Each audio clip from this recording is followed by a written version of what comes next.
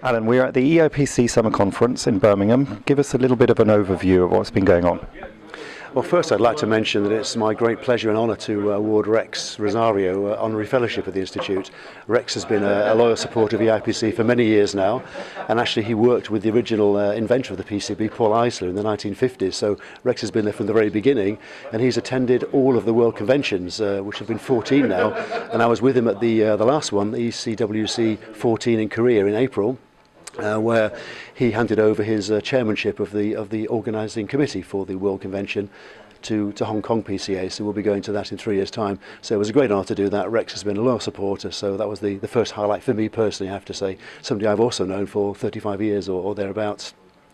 So to the conference itself, we've had a very varied agenda. That's a key thing to our success, I think. We had a business-oriented section and also technical sections. I think both of those attract sometimes different audiences, sometimes the same audience, but we like to cover both of those aspects. We had a very good in-depth look at the market from Walt Custer, who always gives us a great insight into these matters. So we have a view of where things may be going, and it looks quite good at the moment. Europe has had a very good first half of the year. So let's hope it continues.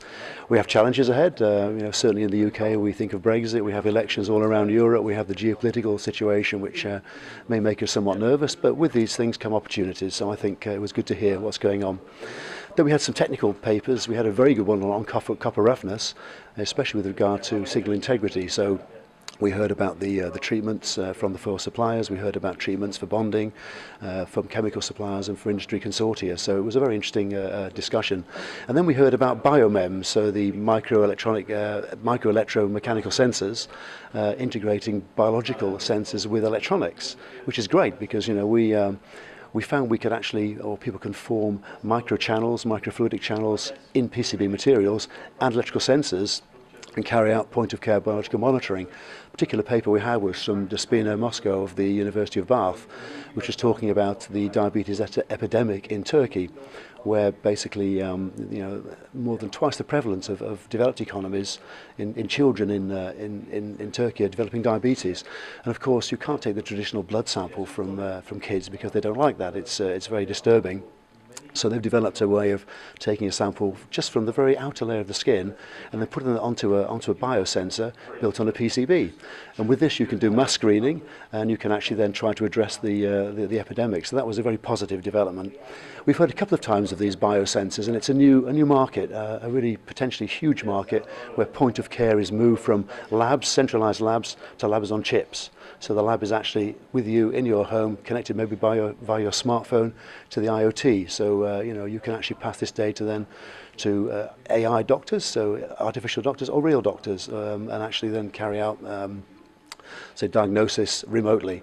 And the big thing really is the move, I guess, from treatments to diagnosis, and diagnosis is really the huge developing market, many billions of dollars, and that's growing at a very, very rapid pace. So that's a quick summary of the topics we had, so pretty broad. Next events for us are our 50th anniversary next year, so we're 50 years old and we're going to have a party next September in Germany towards the end of September, so please look out for that, all those who are listening.